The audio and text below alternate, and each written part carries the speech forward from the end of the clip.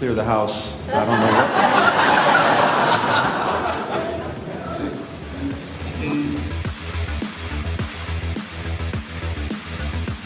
Buenos días, 8 de la mañana, ahí empezaba a sonar la música. Ayer Blinken se hizo un poco rockero en esa fotografía cuando decía diplomacia y música y diplomacia alrededor de cómo se puede ir configurando esa nueva realidad del mundo. Así viene Blinken echándole a guitarra después de lanzarle a China toda una fotografía de vamos a luchar contra, vamos a aranceles, vamos a luchar contra la desinformación que intentáis colocar en los medios en el mundo. Dijo de todo Blinken alrededor de China y luego cogió la guitarra y ya no metafóricamente, ahí lo tienen. Se puso directamente a darle a los diplomáticos con la guitarra para empezar a amenizarles una noche que más bien parece el inicio, la tregua que ayer se dio el mercado en las manos de Blinken para empezar a entender que el cierre de gobierno no debería ser un problema, sino no estaría así Blinken en la noche de ayer, y a partir de ahí Biden, que empieza a ver cómo su gobierno a un año de las elecciones empieza a cantar demasiado, empieza a darle demasiado a la guitarra. La imagen que nos dejó ayer Blinken en la Casa Blanca, en Washington, enseñándonos de qué manera la diplomacia, la música, China, los asuntos más importantes también se tocan, también se cogen de la mano al lado para Blinken, al lado de cómo se ve esa fotografía, de cómo va avanzando el mundo en la pelea, en los bloques. Ayer le dio a China, pero a continuación, como les decía, cogió la guitarra. Y un poquito antes había hablado Powell, que le esperábamos para ver qué decía, cómo enfocaba la fotografía clara de por dónde va la situación económica. No dio mucho. Lo que sí nos dejó muy claro, y no con menos polémica que sus anteriores declaraciones, alrededor de cómo el consumidor y los agentes económicos tenían que hacer caso sí o sí o sí a la Reserva Federal. En plan, bueno, así os iría mejor. Claro, así le iría mejor a Powell, pero no al contribuyente. Si quería ser tan transparente, si quería dar un mensaje tan claro de cómo debe actuar el actor económico, ¿por qué no lo hizo hace 2 años? Cuando su jefe, Joe Biden, había cogido un helicóptero y se había puesto a lanzar dinero al mundo, creando la gran inflación que ahora mismo tenemos. Y un ciudadano que después de esa gran inflación provocada por la inyección de dinero por todos los lados, en ningún momento se le dijo, ni aquí en un lado del Atlántico en Europa, ni al otro lado del Atlántico en América, que los tipos de interés se van a ir a las nubes por culpa de los dirigentes. Ahora Powell, en la jornada de ayer, más académica, dijo, bueno, si todos nos hicieran caso, todo iría mejor. No precisamente refiriéndose a los gobiernos. Vamos a escuchar a Powell y en ese entorno de Powell vamos comentándole lo que más o menos iba diciendo, cómo le iba diciendo, a quién iba dirigido. Pero la clave fundamental es que, sin duda, la política monetaria depende de la capacidad de los consumidores. Escuchen a Powell. And so lower long-term rates supported the economy, and that was the point of quantitative easing. We also started using forward guidance. So comenzamos sobre todo a utilizar esa conexión directa. Dice, si usted le dice de manera creíble a los participantes del mercado que mantendrá los tipos bajos durante más tiempo, entonces las tasas bajarán en la economía. Dice, y apoyar la actividad económica ahora. Entonces usamos otra guía, que es usar 2 cosas, que señalaré simplemente la transparencia. Ya podría haber puesto la transparencia en su momento. Los bancos centrales tenían mucho que ver con el misterio y eran no transparentes. Dice que ahora sí, no sabemos cuándo, hace 2 años. Tiene que ser, dice, desde hace unos 35 años, cuando un grupo de economistas decía, por ejemplo, un cierto modo se argumentó que había que ser transparente porque si los participantes del mercado financiero trabajaban, ya sabes, trabajaban en el sentido que los mercados querían, eso afloja o aprieta, ayuda a la Reserva Federal, de tal manera que eso apoya la actividad económica. ¿Quién, dice, puede afectar? Entonces dice, con la transparencia se planteó el argumento alrededor de si realmente entienden lo que va a pasar, realmente ellos pueden reaccionar. Qué pena no haberlo hecho hace 2 años, antes de que nos dijeran. Las condiciones financieras cambiarán ahora. Dice, así por ejemplo, que aumentan las tasas de interés, por ejemplo, en marzo de 2022. Paren aquí. Paren aquí. Vamos a parar aquí. No. Quería que paráramos ese frame. Dice, si nosotros decimos en noviembre van a subir los tipos de interés. En marzo subimos los tipos de interés, pero no fue exactamente eso lo que dijo. Es más, él, en un momento determinado, hasta que no le renuevan como presidente de la Reserva Federal, niega que haya una espiral inflacionaria que obligue a actuar a la Reserva Federal. De tal manera que aquí Powell dice, bueno, es que en diciembre nosotros ya íbamos avisando, en marzo del 22 hicimos... No, en noviembre dice, no, en noviembre no, fue en diciembre, una vez que él estaba renovado, y por cierto, que se les ha olvidado, y una vez que estalló todo el escándalo de quién había comprado con información privilegiada dentro de la Reserva Federal. Y a partir de ahí, ahora viene a ponernos la fotografía de que son los más transparentes, han cambiado 35 años de Reserva Federal porque ahora actúan de la mano de los actores económicos. ¿Pero qué actores económicos? Ahora queréis que el actor económico, ciudadano, empresario, ejecutivo, funcione como vosotros queréis, pero hace 2 años queréis ocultar cuanta más información posible sobre el movimiento de subida de tipos de interés para que vuestras medidas de subida de tipos de interés de verdad tuvieran efecto. Es decir, que no hubiera un movimiento de ciudadanos, por ejemplo aquí en Europa, hablando de todos los bancos centrales, cambiaran a hipoteca fija, porque cuando tú hicieras el movimiento de subida de tipos de interés no afectarías a tanta población si lo hacías de esa manera. De tal manera que lo que no se estaba produciendo hace 2 años era un movimiento de transparencia. Ahora sí, porque lo necesita la Fed. Hace 2 años no, porque necesitaban meter en una situación complicada al ciudadano, ya que los gobiernos no querían bajar el gasto público. Como los gobiernos no quieren bajar el gasto público, metámosle toda la castaña al ciudadano. Entonces, si le avisamos que esto va a cambiar antes de que cambie, acuérdense cómo ha sido el mensaje. Es pasajera la inflación. ¿Pero qué transparencia? ¿Cómo que transparencia? Si la inflación iba a ser pasajera, puntual, no habría ningún tipo de problema. Y ahora dice, no, claro, es que si todos los actores económicos trabajaran con nosotros, porque nosotros somos súper transparentes y le damos toda la información, ¿pero cuándo ha pasado eso? Y precisamente el ciudadano, la pequeña y mediana empresa, está en la situación que está porque no ha tenido toda la información. Ahora la quieres dar, supuestamente, porque quieres que el ciudadano actúe por donde quieres ir, pero tampoco la estás dando. No estás hablando de soft landing en un entorno donde está la economía empotrándose contra la pared. No, pero no va a pasar. Si de verdad hay un hard landing, ¿en qué momento está diciendo la transparencia y la verdad? Porque los actores económicos, si se tienen que fiar de la FED ahora mismo, meten dinero. ¿Por qué? La FED ha hecho la cuadratura del círculo, es irónico. Vamos a salir de esta crisis más fortalecidos y además no va a haber ni un hard landing, vamos a salir fenomenal. Si tuviera que actuar un actor económico con la información de la FED, es que ya ha pasado todo. Vamos a ver dentro de 3 meses, vamos a ver dentro de 6 meses, vamos a ver cómo de verdad la inflación, si de verdad baja. Volvamos a Powell. Saben cómo piensa la Reserva Federal, saben lo que hará la Fed. ¿Qué dice? Las condiciones financieras cambiarán ahora. Así, por ejemplo, aumentamos las tasas de interés, dice, por primera vez en marzo de 2022, en este segmento. Pero empezamos a hablar de subir las tasas en noviembre, que no es verdad. Y por el momento, realmente aumentamos las tasas en general. La tesorería 2 años, es decir, tipo 2 años, para que haya también un indicador de ese tipo 2 años, subieron 200 puntos básicos de manera directa, del miedo que te tenían. Dice, esto sucedió antes de nuestras acciones. No es verdad. Ahora lo vemos.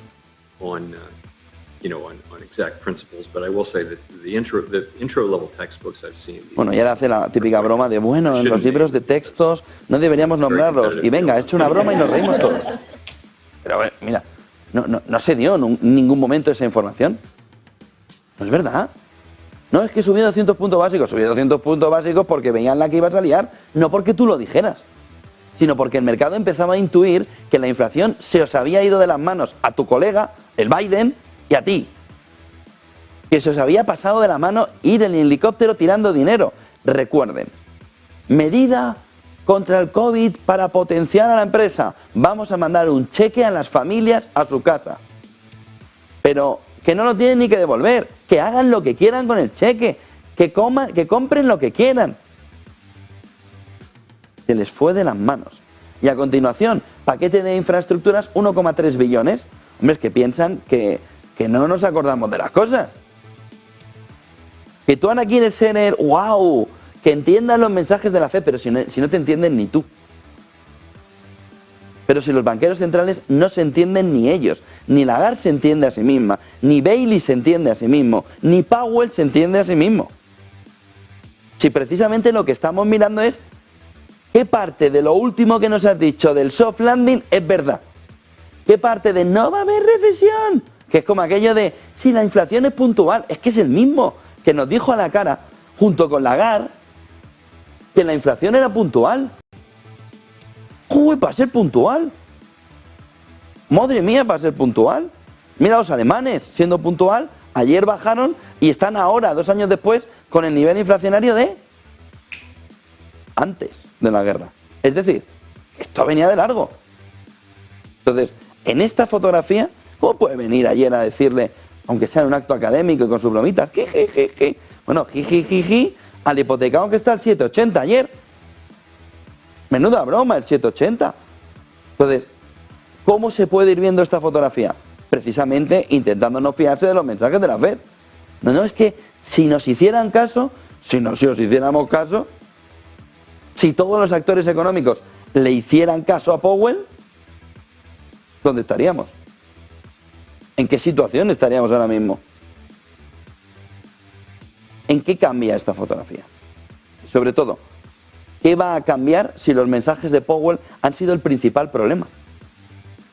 A la hora del inversor, de ese ciudadano, de entender lo que estaba sucediendo. Miren el siguiente gráfico. ¿Esto también lo ha dicho él antes? ¿Esto lo dijo en la jornada de ayer? Miren el gráfico. 6 meses después de la crisis bancaria, ya cerrada, hay que ver la transparencia de la Fed, meses después, esto es lo que tenemos. ¿Esto qué es? El uso de financiación bancaria de emergencia de la Reserva Federal. ¿Por qué hay un uso de emergencia de la Reserva Federal si no hay crisis bancaria? ¿Por qué? Semana pasada, 116 millones de dólares de uso de emergencia de la Reserva Federal. ¿No quiere ser transparente? Que lo explique. ¿Qué es lo que está sucediendo? ¿No cerramos la crisis bancaria ya en marzo? Nivel récord de 108.000 millones de dólares. Pero la crisis bancaria regional en Estados Unidos no ha terminado. Los bancos están pagando a la Reserva Federal 6% en intereses sobre estos préstamos de emergencias. El índice bancario regional ha bajado un 8% durante el último mes, un 30% durante el último año. Estos préstamos de emergencia, ¿qué vienen a tapar? Porque el programa de préstamos de emergencia está abierto 6 meses después de que terminara la crisis. ¿Terminó la crisis? ¿Qué hacen los préstamos de emergencia? ¿Qué hacen en este entorno? ¿Por qué siguen actuando? ¿Por qué no lo tiene cerrado? No hay crisis bancaria. ¿No quieres ser transparente? Explica esto. ¿Qué está sucediendo?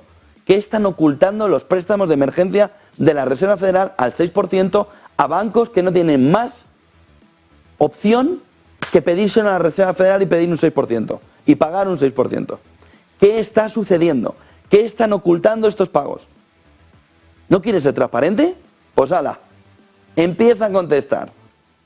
¿Qué se está ocultando? Miren el siguiente gráfico. Bankrate, una de las principales agencias de hipotecarias en Estados Unidos. ¿Cómo está el tipo hipotecario? 7,78. Luego hay otros tipos, en el 7,40, en el 7,15, depende de la agencia inmobiliaria en Estados Unidos. La hipotecaria. 7,78. La demanda de hipotecas en azul. La refinanciación en verde. ¿Quién refinancia? Nadie. La demanda de hipotecas al suelo. Miren el siguiente gráfico, lo que vimos ayer en la jornada. ¿De qué manera se veía el movimiento de caída? El movimiento de caída de ventas en Estados Unidos. Aquí lo tienen. Ventas de segunda mano al suelo. Miren lo que está sucediendo. ¿Cuándo veíamos momentos similares? ¿Aquí o en el COVID? Superado incluso el movimiento de la crisis financiera, bancaria, inmobiliaria. Por lo que Powell lo tiene muy fácil. No quiere ser transparente. Se coge una rueda de prensa y que empieza a contestar. Pero lo de ayer, no es que yo os dije, no es verdad. Tú lo que dijiste es que la inflación era pasajera. Es que esto va a pasar enseguida. Es que si no nos vamos a dar ni cuenta. Si es que la inflación... Tenemos una montaña sin inflación. Y tú decías que no iba a subir del suelo. Tenemos una liada muy gorda. ¿Cómo puedes ahora decir que fuiste transparente y que, claro, la gente nos va haciendo caso? ¿Quién te va haciendo caso? No te va haciendo caso nadie. Ya que quieres entrar en más temas, habla con Biden, llámale. Joe, presidente, amigo. ¿Qué pasa con la deuda? 33 billones. ¿Qué pasa con los intereses de la deuda? 20% sobre el Producto Interior Bruto previsto para 2030 en Estados Unidos. Se me están subiendo los diferenciales del 10 años por culpa de tu deuda y del caos político. Ya que quieres ser transparente, cuéntanos que le estás diciendo todo eso a Biden. Llama a Joe, tu amigo, y dile, oye, el domingo no se va a cerrar el gobierno, ¿no? Porque me voy a quedar sin datos. Y ya los pocos que tengo no los sé interpretar. Como me quede sin datos, la liamos del todo. Joe, amigo, vas a evitarlo, ¿no? Ya que quieres ser transparente, ponte a ello. 8:16 de la mañana, ojo el dato que hemos visto de ventas minoristas que vemos aquí. Alemania, ventas minoristas, interanual, 1,9%, previsión 0,7%. El previo que teníamos en el entorno del 2,2%. Lo vemos aquí en la última hora. También hemos visto en Reino Unido un movimiento de crecimiento del PIB un poquito mayor de lo que se esperaba. Se pueden imaginar que el dato fundamental, aquí lo tienen, PIB intertrimestral 0,2%, PIB interanual 0,6%, frente a la previsión de 0,4% y al previo de 0,4%. El otro punto fundamental de la mañana viene alrededor de lo que vamos a conocer a las 2:30 horario español, que son los datos del PCE, de la inflación que mira la FED, a ver si ha bajado del 4%, en un momento en que todo parece indicar que repunta. Si ha bajado, nos puede cambiar un poco la fotografía del fin de trimestre, porque saque cuentas, hoy cierra el trimestre y lo va a hacer en negativo, primer trimestre en negativo en más de un año. Claves del día, aún así, ayer, bueno, hoy mercado tenue, en tregua, eso sí, con la duda de October o de tempestad. Apocalipsis o October. Es decir, los analistas no están en el centro. Están o en un extremo o en otro. O tenemos un octubre de recuperación potente o tenemos un octubre de apocalipsis potente.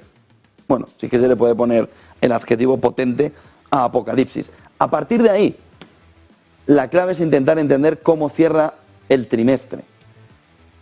Porque septiembre puede ser negativo, pero venimos con tendencia complicada. Y ojo, hay muchos, ya lo contábamos ayer, de JP Morgan buscando en el mercado de qué manera puede dar salida a posiciones largas. Con lo que hoy va a haber mucho mareo, mucho movimiento del mercado. Ayer escuchamos a Scholz, Alemania, hablar sobre la guerra comercial. Hemos escuchado a von der Leyen liarla en el discurso del Estado de la Unión. Habíamos visto entre bambalinas a Macron empujar al escenario en el Estado de la Nación, irónico, metafórico, para que atacara a China. Nos faltaba Alemania. ¿Qué dijo Scholz? Niega una guerra comercial, dice que obviamente eso no sucederá y apunta a que no puede haber una guerra comercial contra China. Miren el gráfico siguiente, porque en sus palabras ha bajado mucho la tensión contra China esta noche. Dice, queremos vender, buen alemán, con ese gen empresario, queremos vender nuestros coches en Europa, en América del Norte, en Japón, en China, en África, en América del Sur, en todos los lugares. Y le falta añadir, von der Leyen, si tú no les dejas vender aquí, no nos van a dejar vender allí. Parece evidente. Bueno, no para von der Leyen. Dice, pero esto significa que también estamos abiertos a conseguir los coches de otros países, a consentir los coches de otros países en el mercado alemán. Ah, gracias. Que ya que te dejan a ti, tú dejas que también hagan negocio. Bueno, pues te has perdido un capítulo, Scholz, Olaf. Von der Leyen no quiere. y tienes un problema. Porque si von der Leyen no quiere y le está empujando Macron por detrás para que tú no le veas, para tomar esa medida, por la automoción francesa, te van a dejar a los pies de los leones. Ahora vete a explicárselo a Mercedes, a BMW, a Volkswagen, cuando se inicien las investigaciones que ya han puesto a Tesla en el punto de mira sobre subvenciones y te aparezca una empresa alemana. Por lo que, ojo con lo que está sucediendo en el capítulo de la automoción, con esos coches eléctricos, esa pelea China-Europa, Europa-China, China-Europa, Europa-China, porque la fotografía no para de empeorar.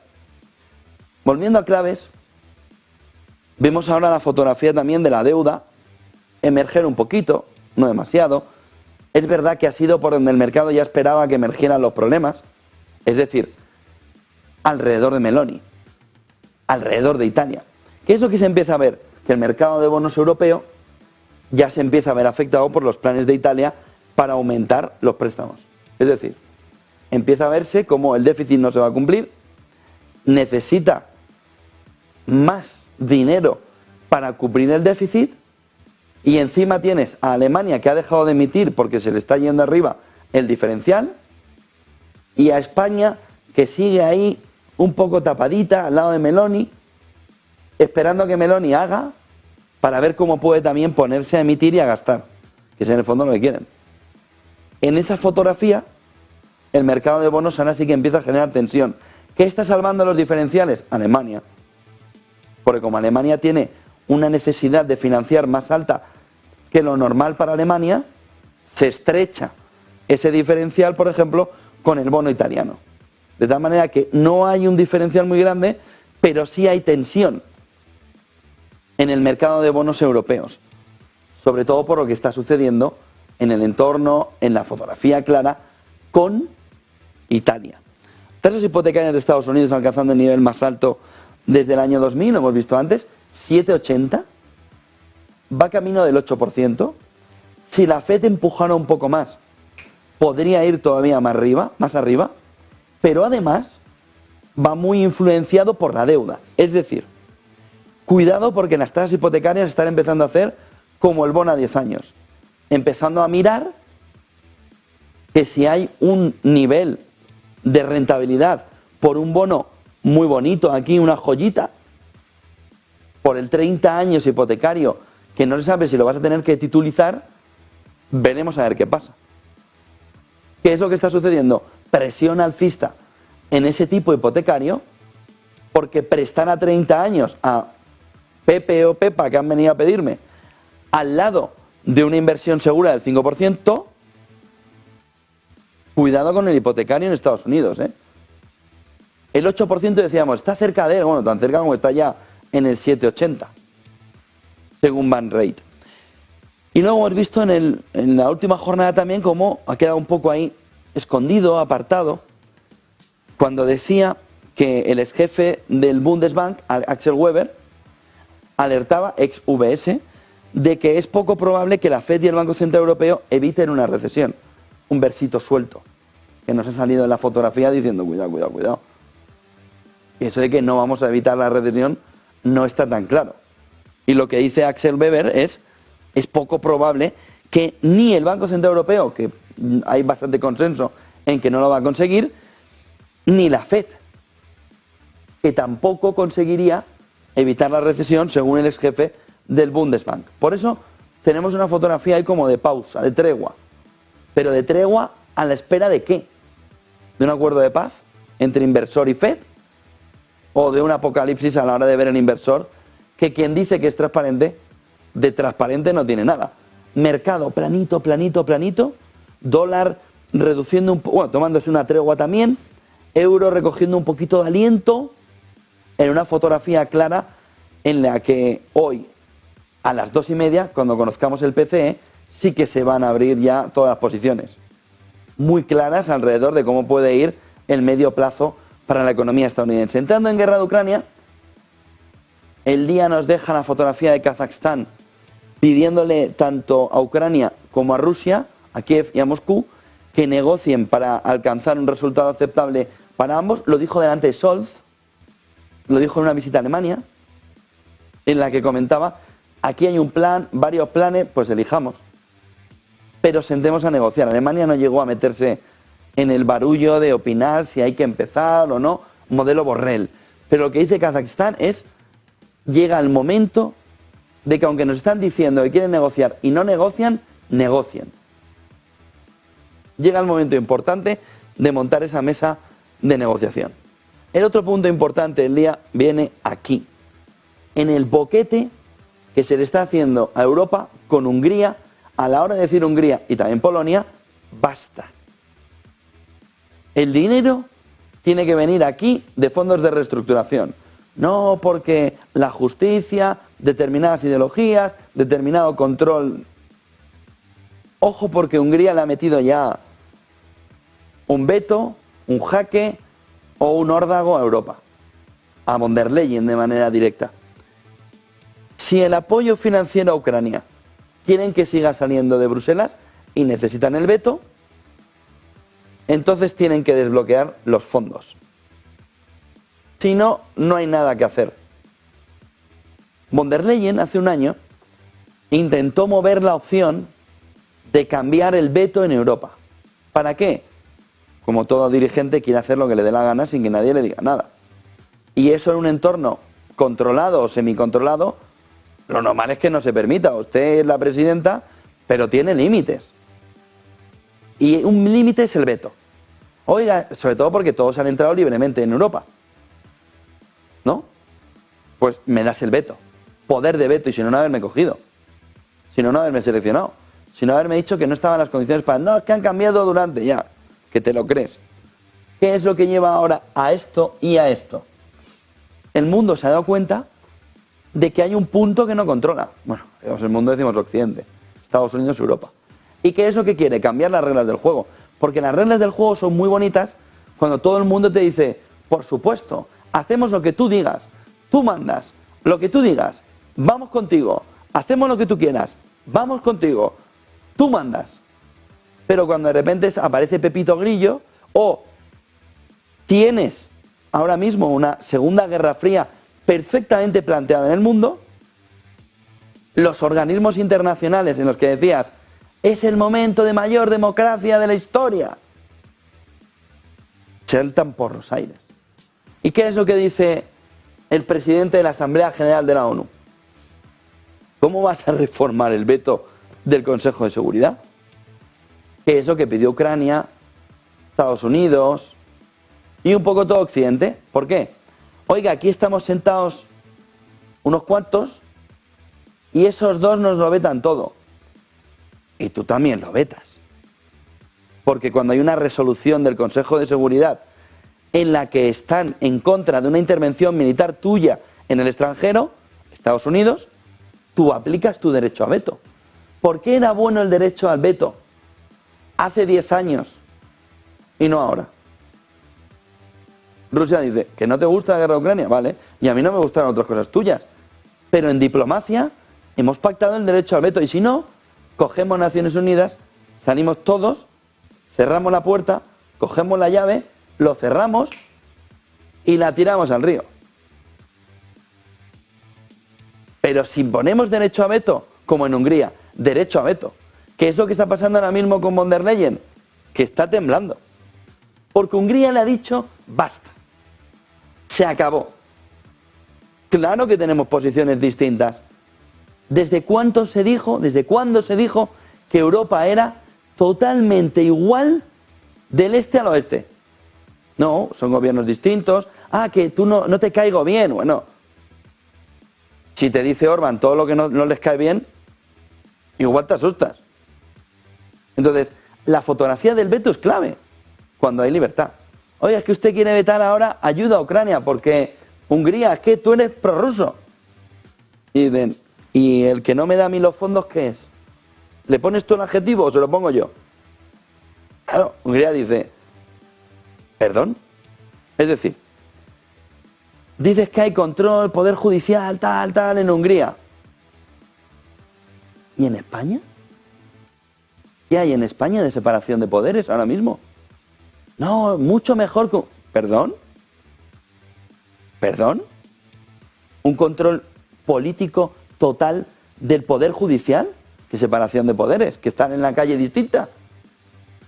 ¿Y por qué a España sí que le dan los fondos europeos? No, vale. Entonces es globalistas frente a no globalistas. Pero entonces, ¿cómo que no va a aplicar Hungría, el derecho a veto? 3 tazas de derecho a veto. Consejo de Seguridad. Si quitamos el derecho a veto, se lo quitamos a todos. No, es que solo se lo quiero quitar a Rusia. Y a China por ahora no. Pero también se lo quitaré. Entonces, ¿para qué está el Consejo de Seguridad? Si es para tomar las decisiones por unanimidad entre las principales potencias del mundo, supuestamente, del mundo salido de 1948. ¿Cómo que a uno? Y tú puedes seguir vetando todo. Sí. ¿Te das cuenta de la equidistancia en la toma de decisiones? Ya, para eso soy Estados Unidos. Hago lo que quiero. Pues no vas a quitar el derecho a veto. Von der Leyen, ¿te das cuenta de la equidistancia, de la diferente manera de tratar a España y a Hungría? Sí, pero yo hago lo que quiero. Pues te comes el derecho a veto con 3 tazas. Y ahí está la fotografía. En la diplomacia y sobre todo lo que ha abierto la guerra de Ucrania es esa complicada salida a los vetos sobre quienes a ti no te caen bien. En este caso Hungría. Cuidado que Polonia también tiene 3 tacitas de no darle fondos europeos, ¿eh? ¿Por qué? Que no me gusta tu ideología. ¿Qué pasa? ¿Que te han puesto ahí para entregar carnets de ideología buena e ideología mala? ¿Está ilegalizado el partido? No. Entonces, no, es que solo podemos gobernar nosotros. Qué buen sistema, ¿eh? Mola mucho. Para ti, claro. Por lo que, veto. Este ya parece que se pira, porque claro, es un escándalo. Quitamos el veto a todos y ya está. No. ¿Cómo vamos a quitar el veto a todos? A ti. Vale, pues me levanto y me voy. Encima te vas a ir. No, hombre, no. Si quieres, me quedo abanicándote. Mira, que ya no puedo vetar las decisiones, pero qué bien me caen los estadounidenses. Me voy a quedar aquí abanicando al que traigan los estadounidenses, porque serviría de poco estar en el Consejo de Seguridad si no tiene veto. Razón por la que en ese caso Estados Unidos no quiere poner su veto encima de la mesa, quiere poner el veto de los otros. Von der Leyen, exactamente igual. ¡Viva la democracia! La democracia es equidistante. Esta parte del embudo más grande es mía, esta parte del embudito de abajo es tuya. La guerra de Ucrania lo que nos está poniendo es esta fotografía más clara. Polonia asegura que ninguno de sus helicópteros violó el espacio aéreo bielorruso, porque ayer la liaron en ese entorno. Llegó Bielorrusia y dijo, oiga, hay que hay un helicóptero que ha violado el espacio aéreo, como siempre nos están diciendo. ¡Uy! Han violado el espacio aéreo han violado... Oye, Polonia, le dice Bielorrusia, ¿habéis violado el espacio aéreo nuestro? ¡No! ¿Qué dijo Bielorrusia? ¡Sí! ¿Qué hacías, chavalote? ¿Violando el espacio aéreo bielorruso? No, yo no. ¿Cómo se me va a ocurrir a mí que haya un helicóptero mío por allí paseándose? Pues sí, chavalote, aquí lo tenías. Y luego Stoltenberg, que llevaba un tiempo sin dar mucho mensaje, dijo ayer que aseguraba ayer, que Ucrania está más cerca de la OTAN que nunca. ¿Por qué no le diste la entrada en Vilna? Porque ahí dijiste que no. No, está más cerca. ¿Más cerca por qué? Porque han pasado 2 meses. Más cerca que nunca, ¿qué significa? Ayer y hoy más cerca que ayer. Y mañana más cerca que ayer. Y pasado más cerca de ayer. Pues de ese nivel. No. ¿Cuánto de más cerca está? ¿Qué procedimiento le estás dando para decirle que está más cerca? ¿Cuál es el procedimiento de entrada? Cuidado, que el artículo 5 lo invoca a cualquiera, incluido Ucrania si está dentro. Entonces, ¿cómo que está más cerca? ¿Más cerca qué significa? ¿En el corazón de los otanianos? ¿O de verdad está más cerca en el procedimiento de entrada? Si está más cerca, ¿qué nos hemos perdido en el camino? ¿Qué proceso de entrada se ha iniciado que ya está más cerca? Hay que tener cuidado, Stoltenberg, con este tipo de cosas que pueden meter al resto de la OTAN y sobre todo a Europa en un problemón importante. Están más cerca cuando Rusia te está diciendo el día anterior que tanto Reino Unido como Estados Unidos habían estado detrás de un ataque a un cuartel general, organizándolo, coordinándolo, no ayuda demasiado. Es como Trudeau en el Parlamento canadiense. Hombre, no ayuda mucho al relato. Que te pongas a romperte las manos a aplaudir a un nazi. Porque claro, llega Rusia luego y te dice, oiga, no, ¿cómo que no? Por cierto, Trudeau, 24 horas después, tenías que estar en casa, con la chimenea, descansando, con un libro y dejando a otro que pase. Que la has liado, ahora te quieres esconder, has metido la cabeza bajo el suelo. Pero la realidad es distinta, estás ahí escondidillo, como las avestruces. Pero el lío es importante. Aún así, vamos a ver sobre todo, porque ¿ven cuánto de estas claves está al lado de la contraofensiva? Nada. ¿Cuál es la otra clave de la guerra de Ucrania que llamó la atención en la jornada de ayer? Un alto general estadounidense diciéndole a Rusia, ya saben que han mandado los Abrams a Ucrania y Estados Unidos, diciéndole a Rusia que tuviera respeto por los Abrams, como si los Abrams tuvieran personalidad, entonces puedes tener respeto. Bueno, que tuvieran respeto a los Abrams y no hicieran con los Leopard. Es decir, que si tienen que cepillarse un Abrams, le metan lo que le quieran meter, pero que ni se lleven las piezas, ni asalten el Abrams y se lo lleven para investigarlo, sino que respeten. Vamos, en medio de la guerra, te encuentras un tanque que te está amenazando y dices, bueno, pero vamos a tener cuidado en cómo lo destruimos, no vaya a ser que se enfaden los estadounidenses, y luego no hagas como estos de Star Wars, ¿no? Que se llevaban todas las piececitas ahí, pi, pi, pi, pi, pi, y luego iba el otro y le decía, ¿esta pieza querías? Y me la has desmontado de mío. Pues que no hagan como estos. Que no hagan lo mismo. Que no sean Ewoks los rusos. Y claro, los rusos han dicho, pero ¿qué me estás contando? Es decir, me estás diciendo de verdad que en medio de la guerra de Ucrania, que le acaban de mandar los Abrams a Ucrania, un alto mando militar estadounidense le está diciendo a los rusos, si hay un tanque ahí tirado, como pasó con los Leopard alemanes, no os lo llevéis, ¿eh? Y dice, perdón, ahora es cuando me lo llevo, deben pensar. No os lo llevéis. Y dice, es que vivimos en una sensación de Mortadelo y Filemón, continuo. ¿Cómo no se van a llevar los tanques? No, ni las piezas. Ah, no, porque le van a poner ahí una banderita. Esto para cuando entren los americanos y se lo lleven, ¿o qué? Bueno, lucimiento personal del alto mando militar estadounidense ayer.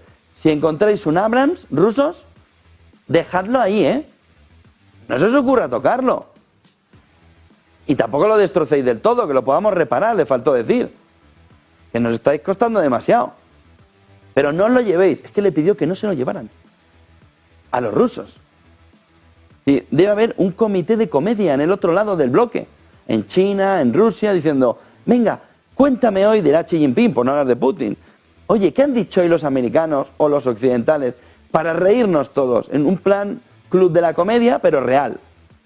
Y entonces, en el capítulo de ayer, tuvo que haber salido el alto militar americano diciendo, si veis un Abrams, no os lo llevéis, es nuestro. No, si ya saben que es vuestro.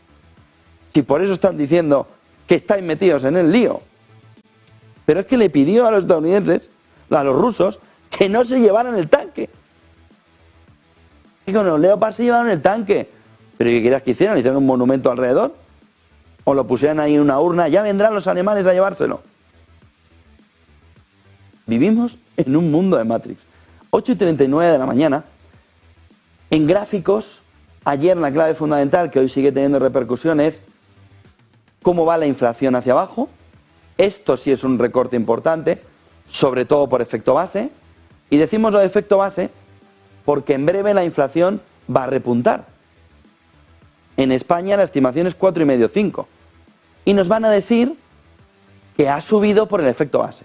No, es que el efecto base, que es como, oye, ¿y por qué vas a decir que sube? Porque lo de los alimentos ya no cuela.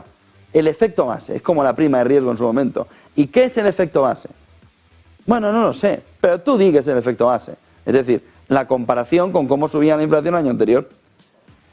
Porque vamos a anticiparnos a su relato. ¿Por qué baja la inflación? Por el efecto base. ¿Está de verdad bajando la inflación? Sí, si la energía sigue bajando. Hoy vemos el petróleo caer, dando un poquito de respiro. ¿Pero está bajando la inflación de verdad? Bueno, es que fíjate, del 6 y pico al 4,5. ¿Pero por qué baja? Por la energía. Por lo que está bajando por efecto base. Cuando ahora nos digan repunta por el efecto base, ¿cuánto ha bajado también por el efecto base? Es decir, hay una pseudo tomadura de pelo al ciudadano en el que le dicen, la inflación ha bajado. No, no ha bajado. No ha dejado de subir. El cero está aquí. Cuando bajó fue aquí, pero en todo esto no ha dejado de bajar. Es una de las primeras tomaduras de pelo para el ciudadano. Ya la inflación baja. No, no baja. No acelera tanto, pero bajar no baja. Y luego es el efecto base. Cuando es para buenas, el efecto base no existe.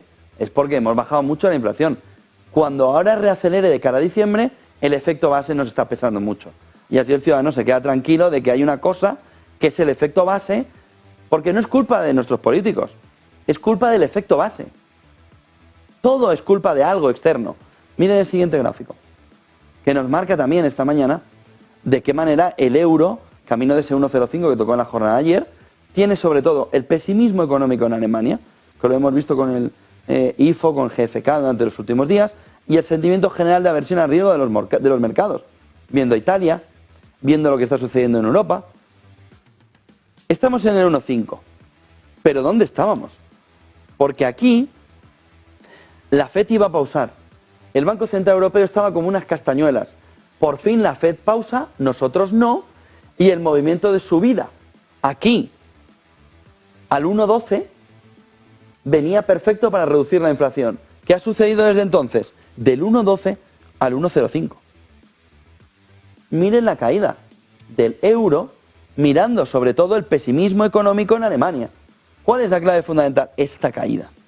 Este movimiento en el que los fundamentales de la economía europea no se sostienen con el pesimismo económico que se está viviendo en Alemania, sino que este movimiento de caída, que además no tiene pinta de haber cesado, mientras el Banco Central Europeo no empuje un mensaje claro de euro fuerte con tipos fuertes en la comparación con Estados Unidos, con la FED, y en la comparación o en cambiar la fotografía de una economía fuerte estadounidense frente a una economía débil, la europea, sobre todo empujada por Alemania.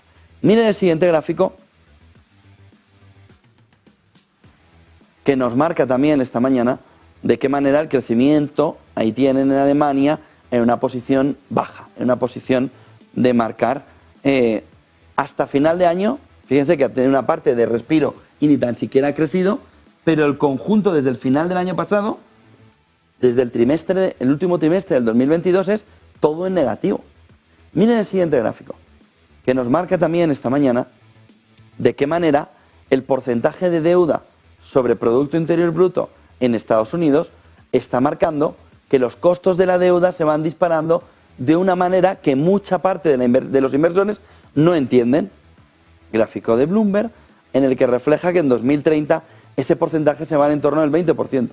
Los costos de la deuda se han duplicado al 3% y aumentarán al 5% a medida que las tasas se disparen.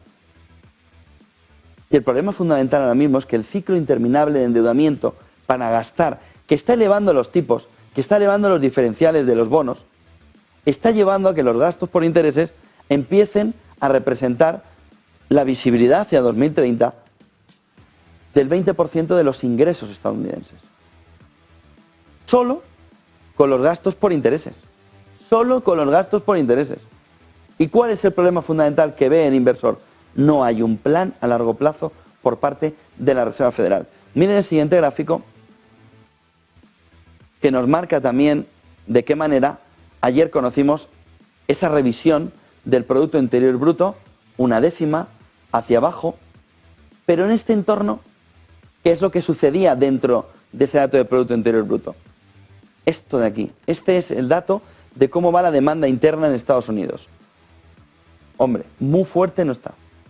Por lo que o Biden sigue tirando de gasto público y ahí no tiene límite, salvo el de la deuda, o la demanda interna está empezando a decir basta a la Reserva Federal. es un buen dato para la Fed, pero sobre todo nos está marcando que el ajuste final viene sobre todo por una demanda más débil que no se veía desde el final de la pandemia. Una demanda más débil interna en Estados Unidos que ha sorprendido a la baja una vez que se ha hecho en la revisión del crecimiento en Estados Unidos. Miren el siguiente gráfico que nos marca también esta mañana como los rendimientos de los bonos 10 años, ayer dieron un poquito de respiro, superaron eso sí el 4,6% por primera vez desde 2007, un aumento de 50 puntos básicos desde el inicio del mes a fecha, month to date, y en camino de registrar el mayor movimiento mensual de los últimos 12 meses, en una racha no vista desde abril del 22. Miren el siguiente gráfico que nos marca también esta mañana de qué manera está habiendo un movimiento de desdolarización que no impacta al dólar, pero ahora ya se empieza a ver que golpea ahí muy fuerte al euro. Este gráfico es un gráfico de los pagos SWIFT, donde la participación del euro en los pagos globales ha caído desde el 38%, esto es 2023, desde el 38% al 23%. Oiga, la desdolarización igual no está golpeándole en toda la cara al dólar, pero al euro le está dando hasta en el carnet de identidad. Fíjense el movimiento de pagos vía SWIFT. Pagos globales que caen del 38% de todos los pagos al 23%. Y nos extraña la debilidad del euro también. Y nos extraña el movimiento de caída frente al dólar. Pero si lo que está viendo es un movimiento ya no tanto de desdolarización, sino de deseurización acelerado al dólar. ¿Por qué? Por economía débil europea. Pero la preocupación no está en el dólar. Esta imagen lo que nos enseña es que la desdolarización donde está atacando es al euro. En un movimiento claro. Francia, IPC armonizado interanual 5,6, previsión 5,9. Mayor bajada también de lo que estaba esperando el mercado. Previo 5,7%. IPP interanual menos 1,4, previo 0,9. Es decir, va habiendo desinflación. Vamos acercando al entorno estanflacionario. Porque esa inflación que seguimos viendo sigue dándonos con un crecimiento prácticamente nulo un entorno estanflacionario. Miren el siguiente gráfico. Precios del crudo cruzaron brevemente otra vez por encima de los $95. Sin embargo, este nivel de $95 en este gráfico de Bank of America es todavía más significativo porque ya es donde Estados Unidos vació por última vez la mayoría de sus reservas de petróleo. No da puntada sin hilo Estados Unidos. El último momento en el que vació lo hizo a estos precios. En ese movimiento de febrero del 2022, ven ahí 580 millones de barriles. En ese entorno de los $95 hizo la gran venta. A partir de ahí, las reservas estadounidenses están casi 250 millones de barriles, 250 millones de barriles más vacías que teníamos en la última década. ¿A dónde nos vamos? 1983. Por lo que, ¿cómo va a recargar 250 millones de barriles Estados Unidos a los precios actuales si es el momento que aprovechó para vender y recoger cash? Recargar ahora mismo reservas sería carísimo para Estados Unidos, lo que le acerca más al jaque de la OPEP. Miren el siguiente gráfico que nos marca también a estas horas cómo está ahora mismo de lleno las factorías de gas en Europa. ¿Qué nivel de reservas hay? 98%. El stockpile está hasta arriba a reventar. Ahora, parece normal en un entorno donde el invierno no ha comenzado. Vamos a ir monitorizando cómo en este gráfico de Bloomberg va cayendo este nivel de inventario. Y un último gráfico, lo que está sucediendo con el uranio, que le hemos ido viendo subir, ya ha cruzado. Miren el siguiente gráfico, que nos marca ya $73, cruzando con el último dato anterior, cruzándonos ya con lo que veíamos, bueno, ahora cuando lo podamos ver, en 2012, donde ya se ve perfectamente la escalada del precio del uranio, como seremos, bueno, vamos a verlo aquí si no, a ver, aquí. Miren el movimiento, 73,05, marcándonos ya el camino hacia cerrar todo este valle. ¿Qué significa? Desde 2012, una vuelta a la no transición energética, sino a la energía nuclear. 8,50